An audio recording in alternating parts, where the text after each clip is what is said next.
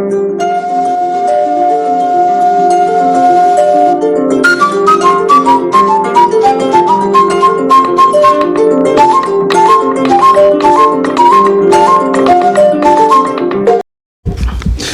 est 13h à Conakry, merci de votre fidélité. Bienvenue dans ce journal dont voici les titres. C'est une démonstration de foi et l'expression de solidarité en ce mois de Ramadan. Le Premier ministre a pris part à la rupture du jeûne avec les jeunes de l'Axe, des moments de retrouvailles au cours desquels ces jeunes ont exprimé leur engagement à promouvoir la paix dans notre pays. Lutte contre la mortalité maternelle et infantile, un lot important d'équipements mis à la disposition de l'INSEE de l'hôpital d'Onka, un appui de l'UNICEF pour assurer la prise en charge des nouveau-nés. Et enfin, promotion de l'agriculture intelligente, des paysans de la sous-préfecture de Popodara bénéficient d'équipements agricoles. Le don est fait pour que les acteurs produisent tout en préservant l'environnement. Bonjour à tous. Bientôt, un cluster agro-industriel va émerger à Anta. Nous sommes dans la commune de Tombolia. Le complexe constitué de 12 micro-industries va permettre de doter la Guinée d'une infrastructure et de diversifier ses offres en matière d'opportunités de développement. Près de 1000 emplois sont annoncés avec ce cluster dont les travaux sont lancés par le Premier ministre chef du gouvernement, Hadi Camara et Kabassouma. Le gouvernement guinéen intensifie les efforts pour la mise en place des infrastructures industrielles modernes capables d'assurer l'émergence de notre économie. Ce jeudi, le Premier ministre chef du gouvernement, en compagnie d'une délégation, a procédé au lancement des travaux de construction de closers agro-industriels. C'est ici Anta, ancienne usine de tabac, dans la commune de Tombolia. C'est un projet innovant. Il va permettre la mise en place d'une zone industrielle moderne et fonctionnelle. Le lancement ce jour des travaux du cluster industriel revêt une importance capitale pour le développement industriel dans notre pays. Force de reconnaître, et c'est le lieu de saluer les multiples réformes majeures qui ont été déjà entreprises par le gouvernement de la République de Guinée depuis son accession au pouvoir le 5 septembre 2021. Le projet Simandou a consommé jusqu'à date près de 2 millions de tonnes de ciment. 2 millions de tonnes de ciment en termes de chiffres financiers, c'est près de 3 000 milliards de francs guinéens. Imaginez 3 000 milliards de francs guinéens, ce n'est pas petit. Ces 3 000 milliards, 99,9% ont été donnés à des entreprises locales. Et nous sommes heureux d'annoncer que Guinée Industrie Ciment a eu près de 60% de ce montant. Il faut saluer réellement le leadership de notre chef du gouvernement qui tient à cœur ce projet de contenu local. Il s'agit d'un programme d'aménagement pensé pour la productivité et la modernité. Ce cluster agro-industriel a été conçu pour répondre aux exigences de performance, de sécurité et de durabilité. Il comprendra donc un centre administratif comprenant des bureaux modernes, des salles de réunion, un guichet unique pour faciliter les démarches des entrepreneurs, des vestiaires et des installations sanitaires garantissant de ce fait le respect des normes hygiène et de confort des travailleurs, un centre de formation et d'innovation destiné au renforcement des capacités des opérateurs industriels et à la diffusion des meilleures techniques et pratiques de transformation agroalimentaire. Ce cluster sera composé de 12 ateliers de production, 12 entrepôts, une zone de stockage, des espaces de traitement des déchets industriels. Bien plus qu'un chantier, ce projet incarne une orientation stratégique forte en matière d'une industrialisation inclusive, ancrée dans le développement local et la valorisation des ressources humaines et productives de notre pays. S'inscrivant pleinement dans le programme de développement socio-économique durable, Simandou 2040, ce projet reflète la volonté de bâtir une Guinée souveraine, compétitive et résiliente. Sous le leadership éclairé de son Excellence, Monsieur le Président de la République de Guinée, chef de l'État, le général d'armée Mamadi Doumbouya, notre pays affirme avec clarté sa volonté de produire localement, de transformer ses propres ressources et de générer de la valeur ajoutée pour ses populations. Le Premier ministre Amadou Ouriba réaffirme l'engagement du gouvernement à soutenir les activités du secteur industriel en vue d'assurer le développement inclusif et durable de notre pays. Dans ce site, comme vous l'avez fait remarquer tout à l'heure, c'était un site abandonné. Comme si, pendant une très longue période de volonté d'impulser le développement, d'un seul coup, la foudre est tombée sur nos têtes. On s'est dit, tiens, il faut tout arrêter. 25 ans d'inactivité de ce site, ce n'est pas explicable. Mais bref, c'est la reprise qui est intéressante. On a dit refondation, mais dans le secteur industriel, commercial, la refondation, qu'est-ce que cela veut dire? Le premier aspect qui est fondamental, c'est de faire en sorte que la Guinée ne soit plus un pays où l'économie de rente est la plus développée dans tous les secteurs. D'où la nécessité absolue d'encourager la transformation de nos différents produits.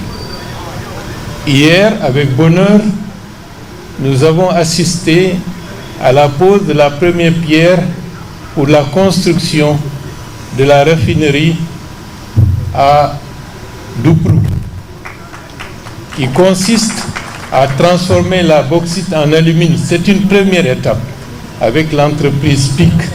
C'est très important. Il y a 2 ans, à peine, voire presque 3, certains avaient cru que c'était du populisme de dire qu'il faut désormais que la bauxite soit transformée en Guinée. La réalité commence à se faire jour. Et ça, ce n'est que la première étape d'un long processus qui ira en se développant. Donc, changer de paradigme, transformer nos produits, que ce soit des produits miniers, que ce soit des produits agricoles ou d'autres produits. L'industrialisation de notre pays est au cœur du changement prôné par le président de la République, le général Mamadi Doumbouya.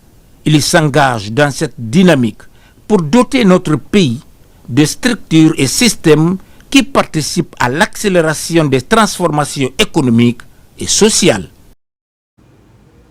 Le Premier ministre qui vient également de prendre part à une cérémonie de rupture collective avec les jeunes de l'Axe, une rencontre religieuse qui a permis à ces jeunes d'exprimer leur engagement à œuvrer pour la paix et la cohésion sociale. Ousmane Bangoura. Ce sont les jeunes de l'Axe Hamdallaye Kabele qui sont à l'initiative de cette rupture collective. Au-delà de sa dimension religieuse, cette initiative reflète la volonté des jeunes de l'Axe de tourner la page des tensions et de s'engager pour la paix et l'unité nationale. Entouré de tous ces cadres autour de la table, c'est quelque chose qui nous grandit. Et nous vous promettons l'engagement que nous avons pris devant vous et tous ces cadres que nous allons nous battre pour honorer cet engagement en pacifiant l'Axe. Nous disons les actions que vous avez commencé à réaliser sur l'Axe et pour l'intérêt du pays, pour la quiétude sociale et le développement de notre pays, nous vous soutenons et nous soutenons le général. Satisfait de ce nouvel engagement pacifique, le Premier ministre Amadou Ouriba a invité les jeunes de l'Axe Hamdallaye Kabele à assumer cette volonté de préserver la paix tout au long de ce axe routier de la capitale guinéenne. Le temps du changement est venu, il est là. Et un jour, lorsque je me promenais du côté de Bambeto, j'avais dit à certains, cet axe, c'est l'axe de la prospérité. Et c'est en cela que ce que vous faites aujourd'hui traduit un engagement en profondeur. Ce n'est pas une opération politicienne. Personne ne vous a donné de l'argent. Vous avez décidé par vous-même de prendre le chemin, de soutenir le changement, de soutenir le général Mamadi Doumbouya, parce qu'avec lui, vous vous soutenez vous-même.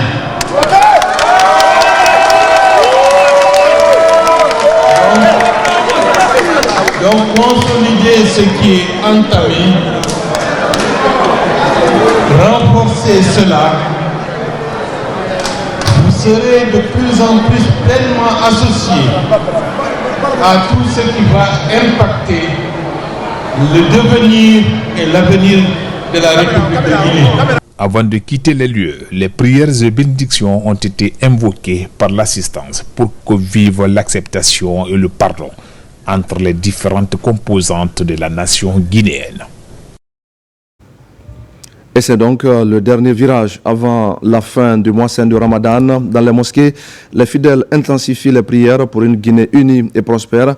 Ces 10 derniers jours sont surtout l'occasion pour les musulmans de bénéficier de promesses de récompense, de faire des sacrifices et d'autres bonnes actions. Marwan Kamara. Le mois saint de Ramadan se distingue par son importance spirituelle pour les fidèles musulmans du monde entier. Parmi les grands moments qui composent ce mois sacré, les 10 derniers jours sont particulièrement précieux et recèlent de grands bienfaits pour les fidèles.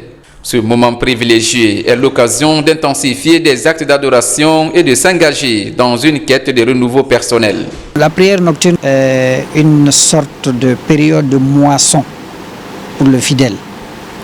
Il doit faire un effort sur lui-même pour essayer de revivifier la nuit comme la journée dans le jeûne, la nuit dans les prières, dans les invocations, parce que la récompense qu'un jeûneur peut avoir, ou celui qui fait la prière la nuit peut avoir, elle est multipliée jusqu'à 700 fois pour le fidèle croyant. Ces 10 derniers jours marquent le point culminant du mois de Ramadan. Durant cette dernière décade, divers actes religieux sont recommandés aux fidèles afin de tirer profit des grâces divines accordées. Durant ces 10 dernières nuits, que les gens cherchent à s'approcher davantage au Créateur pour être pardonnés, pour chercher l'espoir du Créateur par rapport au pardon, que chacun s'y mette pour prier, pour demander le pardon d'Allah subhanahu wa ta'ala dans tout ce que nous faisons. Au cours de ces 10 derniers jours, il n'est pas recommandé que la prière nocturne, mais ces instants sont vus aussi par certains fidèles comme un moyen puissant pour se rapprocher de Dieu, obtenir son pardon et sa promesse de récompense. Ce qui est demandé à un bon musulman, c'est toute une bonne action qui est posée dans cette nuit. C'est ce qui a multiplié, c'est comme l'intéressé a mis en application plus de 83 ans. Ce n'est pas seulement les prières, ce n'est pas seulement invoquer, ce n'est pas seulement la lecture du Saint-Coran, toute une bonne action. Malgré les dures épreuves liées à cette obligation religieuse, ces 10 dernières nuits rassemblent des fidèles dans plusieurs mosquées et lieux publics. Une opportunité pour formuler des prières pour le bonheur de la Guinée et d'ancrer durablement certaines habitudes bénéfiques dans la vie quotidienne. À Conakry, les membres de l'association des lauréats 2005 viennent d'effectuer une série d'activités en faveur des communautés religieuses et des enfants déshérités. Ce sont des vivres et des non-vivres pour plusieurs structures évoluant dans l'humanitaire. L'action s'est achevée par une cérémonie de lecture du Saint-Coran suivie du sacrifice pour le pays. On retrouve Marwan Kamara. En chantier, grâce à la contribution des personnes de bonne volonté, la mosquée Fondis et la paroisse Saint-Cyprien de Dixine bénéficient de l'accompagnement de l'association des lauréats 2005. Les responsables de ces lieux de culte ont reçu du ciment, des vivres et des enveloppes symboliques. Le but est de participer à la construction de ces maisons de Dieu, mais aussi assister les fidèles à nourriture pendant cette période de pénitence. Je tiens à remercier l'association des lauréats 2005. Il n'y a pas chrétien, il n'y a pas musulman, nous sommes tous croyants dans ce pays-là. Et quand un geste va à l'endroit d'une communauté spécifique, je crois que c'est un signe comme quoi nous sommes ensemble. Après les lieux de culte, cette caravane humanitaire s'est poursuivie au quartier équipé dans la commune de Ratoma. Les membres de l'association des lauréats 2005 ont mis le cap sur l'orphelinat Regina Maris, un centre qui accueille plusieurs enfants déshérités de la capitale. Les lauréats 2005 se sont donné la main à travers des actes symboliques en nourriture et en enveloppe symbolique. Donc nous avons accompagné des mosquées, des églises et nous avons terminé par cet orphelinat pour apporter notre grain de sel à l'édification de notre nation. Vous êtes venus en aide à ces enfants déshérités, que le Seigneur vous le rende au centuple. Il n'est pas donné à tout le monde de tendre la main aux déshérités.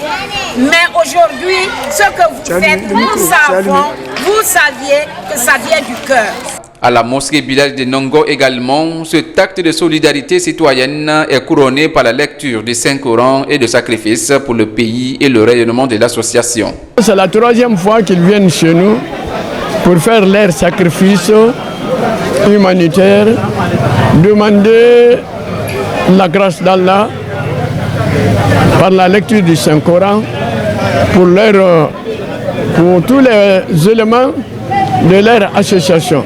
Nous les encourageons de persévérer dans ce sens-là. L'association des lauréats 2005 est une organisation à but non lucratif regroupant les jeunes lauréats des institutions d'enseignement supérieur ayant bénéficié d'un engagement direct à la fonction publique en 2005. Depuis cette date, elle œuvre pour le développement de la Guinée à travers des actes humanitaires. Dans l'actualité encore, après Zérekoré, le président de la Haute Autorité de la Communication vient de procéder au lancement des travaux de construction de l'antenne régionale de la HAC dans le Sankara. Une cérémonie qui a regroupé beaucoup de personnes, des personnes venues pour témoigner de leur attachement à la politique de refondation initiée par les autorités du pays. Amadou Touré. Du beau monde pour le lancement des travaux de construction du Centre régional de monitoring de la Haute Autorité de la Communication HAC pour la région administrative de Farana.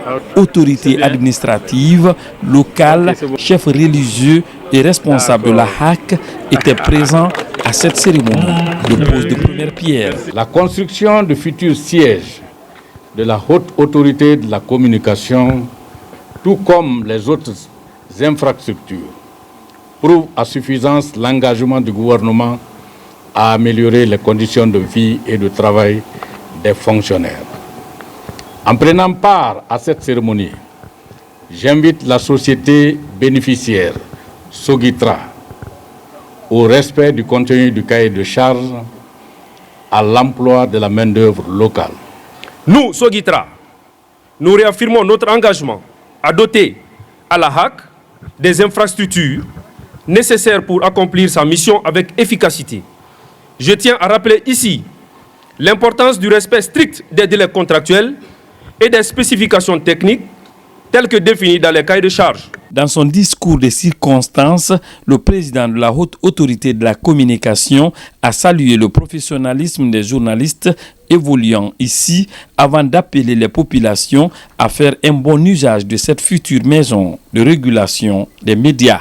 Le bâtiment qui va être érigé ici sera une maison des citoyens de Farana. Comme vous le savez, il y a parfois des journalistes qui accusent à tort, parfois qui diffusent de fausses informations, parfois qui calomnient, parfois qui diffament, parfois qui injurient. Et retranchés chez eux, ils n'ont pas où se plaindre. Nous vous donnons donc l'occasion, si c'était le cas, de vous plaindre, et ce sera dans cette maison qui sera construite. Boubacar Yassine Diallo et sa suite ont été reçus au siège de l'autorité morale de Sankara où les sages de la ville ont salué et félicité ce pionnier de la presse professionnelle en Guinée pour sa rigueur et son professionnalisme dans la consolidation de la paix avant de formuler des bénédictions pour le chef de l'État et pour la cohésion entre les Guinéens. Renforcement de capacité pour les agents des services de l'hôpital d'Onka. Ce sont des spécialistes français en troubles mentaux qui partagent leur savoir-faire ici à Conakry. L'équipe a entamé le processus d'accompagnement du personnel pour qualifier les prestations à travers de nouveaux éléments de prise en charge des malades. Tcherno Ousmane Diallo. Dans sa politique d'ouverture et de modernisation des soins, le CHU d'Onka a noué de nombreux partenariats avec de grands hôpitaux à travers le monde pour améliorer la prise en charge en psychiatrie et promouvoir la santé mentale. Des professionnels du plus grand centre hospitalier français spécialisé en la matière viennent en appui aux médecins et infirmiers du CHU d'Onka évoluant au service psychiatrie. Sur les 20 dernières années, on s'est rendu compte qu'il y avait des programmes qui intégraient uniquement de la santé physique, que ce soit en maladies infectieuses, en cancérologie ou dans la traumatologie, etc. Et qu'il y avait vraiment la nécessité d'être dans quelque chose d'inclusif entre la santé mentale et la santé physique, et que si les programmes ne prenaient en compte que l'aspect de la santé physique, et ben, il y avait toute une partie qui passait à la trappe. La psychiatrie est vraiment en interface avec les autres spécialités. Je crois qu'il faut aider les gens à se sentir mieux, à aller mieux, et la maladie mentale, c'est une maladie chronique, comme peut l'être le diabète ou d'autres problèmes. La solution, elle est dans la force d'une équipe, dans le travail avec le patient. Tout au long des sessions, les spécialistes du centre hospitalier Le Vinatier Psychiatrie Universitaire Lyon Métropole partagent avec le personnel médical les avancées en matière de prise en charge des maladies mentales. Pour tout le pays, il n'y a que 3 psychiatres. Et donc quand les gens se décident de venir donner une formation, élargir une formation pour tout le personnel, c'est quelque chose de plus. Ça permet au moins de prendre au plus niveau bas certains qui ont des problèmes psychiatriques. Au-delà des questions de santé mentale, des aspects liés au management des services médicaux sont abordés. Tous les services médicaux du CHU Donka tirent ainsi profit de l'expérience du centre hospitalier Le Vinatier de Lyon dans un contexte où le CHU Donka aspire à devenir un hôpital de référence dans la sous-région. Et voilà qui nous amène à parler de la lutte contre la mortalité maternelle infantile. Je le disais au sommaire, le Fonds des Nations Unies pour l'enfance vient d'octroyer un important lot d'équipements à l'INSEE de Donka pour la prise en charge des nouveau-nés. Les autorités ont profité de la cérémonie de remise pour rappeler les défis importants liés à ce secteur. Abakar Diaby pour nous faire le point. En Guinée, l'UNICEF ne cesse de contribuer à l'amélioration des conditions de vie des enfants. L'institution onisienne a offert cet important lot d'intrants sanitaires à l'Institut de nutrition et de santé des enfants, INSEE. Le don est composé d'une ambulance, des médicaments, du matériel et des consommables. Ce geste devrait permettre d'assurer la prise en charge des nouveau-nés dans toutes les structures sanitaires du pays. Le coût de ce don s'élève à plus de 120 000 $. La mortalité des enfants de moins de 31 jours est très élevée en Guinée. Et l'INSEE est le seul centre de référence qui peut recevoir les enfants et leur maintenir, leur permettre de passer le cadre des 31 jours. Donc nous avons pensé, en collaboration avec la République de France, de voir dans quelle mesure on pouvait donner une ambulance de référence pour transporter les enfants en toute sécurité, mais aussi de faire en sorte qu'il y ait des tables chauffantes, il y ait des extracteurs d'oxygène pour permettre aux enfants de pouvoir survivre. En recevant ce don, les autorités sanitaires mesurent à sa juste valeur les défis importants liés à l'amélioration de l'offre des soins aux nouveau-nés. Le taux de mortalité néonatale et infantile est très élevé. Très élevé à cause du sous-équipement du secteur de la santé pour faire face à la prise en charge correcte de ces nouveau-nés qui naissent avec des détresses, qui naissent avec des maladies et qui ont besoin de soins. Nous disons merci à UNICEF, merci au gouvernement et au peuple français, puisque ces équipements ont été achetés à travers le fonds Muskoka, qui est un fonds qui est mis à disposition, qu'on appelle un fonds catalyseur, qui est mis à disposition par la République de France. La réduction de la mortalité maternelle et infantile en Guinée reste au cœur des activités du gouvernement et ses partenaires. La stratégie consiste à qualifier davantage les structures sanitaires publiques à travers tout le pays. Au même moment, la collaboration entre l'État guinéen et le Programme alimentaire mondial se renforce. Le PAM vient en effet de mettre des drones à la disposition du ministère de l'Agriculture et de l'Élevage, un geste qui réjouit puisqu'il devra contribuer à améliorer les techniques agricoles et à booster les rendements. Nabilaï Moussa Kamara et Sekou Sissoko. Au ministère de l'Agriculture et de l'Élevage, le représentant du Programme alimentaire mondial PAM a procédé à la remise de 2 drones à la Direction nationale du génie rural. Cette innovation qui a pour ambition de changer les conditions de travail des agents est le fruit des relations de coopération entre la République de Guinée et le Programme alimentaire mondial. Ces équipements vont permettre aux différentes équipes du ministère de réaliser des relevés topographiques fiables. Les drones ont la possibilité d'avoir une large couverture des pistes rurales et des plaines hydro-agricoles aussi, donc, mais aussi le gain en temps. Là où on mettait beaucoup plus de temps pour faire les levées topographiques avec la méthode classique que nous connaissons, avec l'utilisation des drones, donc nous allons gagner assez de temps pour faire ces mêmes études-là. Utiliser la technologie est très important. C'est pourquoi nous voudrons travailler ensemble. Nous sommes ici pour appuyer le gouvernement de Guinée et notre objectif est le même, de sécurité alimentaire fin zéro.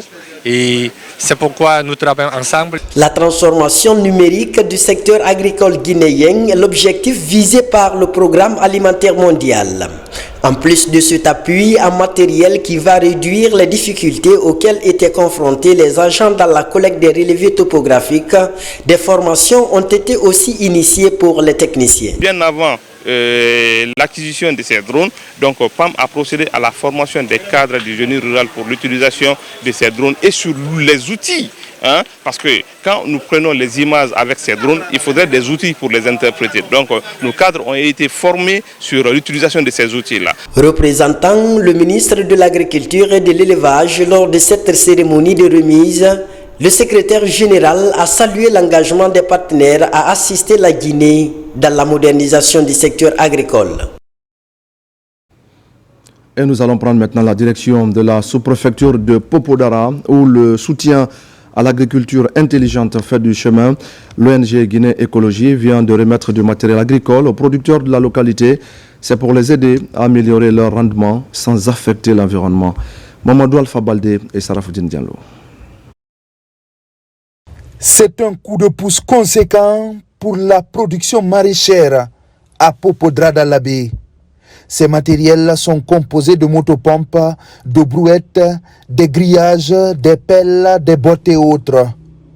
Ils vont contribuer au développement d'une production locale écologique entièrement tournée vers la durabilité. Le geste est de l'ONG Guinée Écologie. Nous appelons les bénéficiaires à bien utiliser ces matériels pour un peu améliorer leurs activités génératrices de revenus. Et à retour, nous les appelons vraiment à œuvrer dans la protection de l'environnement. Parce que, comme vous le savez, nous sommes une ONG environnementale.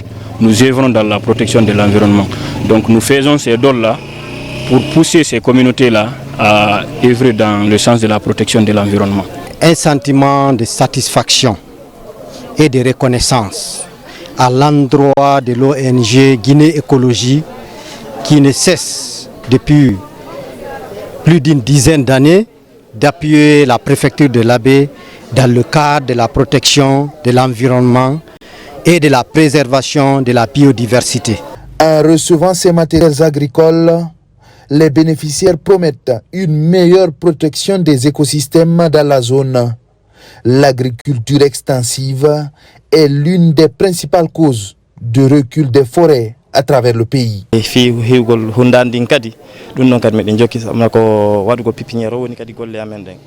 sommes très contents de ces matériels agricoles. On s'engage à les entretenir.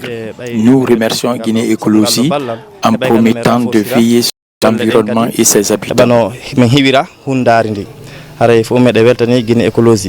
Tout ce qu'on va promettre à l'ONG Guinée Écologie et à l'ensemble des partenaires de développement, c'est que nous nous mettrons au travail pour que vraiment notre environnement, notre biodiversité soit conservée dans des conditions les meilleures. Guinée Écologie évolue dans la préfecture de l'Abbé depuis plus de 10 ans. Elle a appuyé de nombreuses communautés, tant sur le plan technique que matériel, avec l'unique objectif de protéger l'environnement dans toutes les localités de la préfecture. On termine ce journal par cette formation pour des agents de la police routière, de la gendarmerie nationale et des impôts. Elle est mise en œuvre par la Direction générale des documents sécurisés de Guinée. Les participants apprennent des techniques pour mieux contrôler des vignettes et permettre ainsi aux citoyens de circuler en toute sécurité. Abraham Christophe Conté. C'est une rencontre de mise à jour du logiciel de contrôle des vignettes appelé e-Police. Elle est organisée par la Direction générale des documents sécurisés de Guinée, DSD. La stratégie consiste à outiller tous ces agents impliqués dans le processus en renforçant leurs compétences en technique de contrôle des documents de transport. Au sortir de cette formation, nous espérons non seulement que les récipiendaires puissent mettre en application les connaissances, les savoirs qui leur ont été transmis de manière efficace, et aussi nous espérons une célérité dans le recouvrement des recettes de l'État tout en les sécurisant. Ces agents qui sont déployés sur le terrain, c'est d'interdire vraiment mettre fin aux corruptions. La mission est certes difficile mais pas insupportable. Il s'agira pour ces agents de la sécurité routière et de la gendarmerie routière de pouvoir déceler les vraies et les fausses immatriculations dans la circulation, ainsi que de différencier le statut des vignettes. Le rôle des agents des impôts va consister à aider la population à se procurer des vignettes. Le paiement sera fait via un smartphone par Orange Money et Mobile Money. Nous sommes à notre 3e ou 4e campagne. Déjà, les premières campagnes nous ont vraiment permis de collecter plus de recettes, mais aussi d'apporter l'assistance aux usagers. Parce que leur rôle, ce n'est pas seulement de contrôler ou de faire autre chose, c'est aussi d'aider les citoyens à payer leurs taxes TUV. Donc il y a vraiment un ensemble, une panoplie de moyens de paiement qui sont intégrés, donc qui permettront aux citoyens de payer tranquillement et librement leur vignette TUV. Nous avons bien suivi la formation avec nos partenaires DSD. Cette formation avait 2 thématiques, à savoir le contrôle des vignettes et les paiements des vignettes. Et dans ce cas, après la formation, nous invitons tous nos citoyens de venir payer les vignettes avant la date limite, le 31 mars. Au terme de ces 2 semaines de formation, ces agents de la sécurité routière, de la gendarmerie routière, y compris ceux des impôts, seront déployés pour assurer un contrôle strict sur le terrain. Le processus va s'étendre sur toute l'étendue du territoire national. Et voilà, mesdames et messieurs, c'est la fin de ce journal. Merci à tous de l'avoir suivi. Je vous retrouve tout à l'heure à 17h pour un nouveau point sur l'actualité de la Guinée, notre paradis, terre de richesse et d'innovation. À tout à l'heure.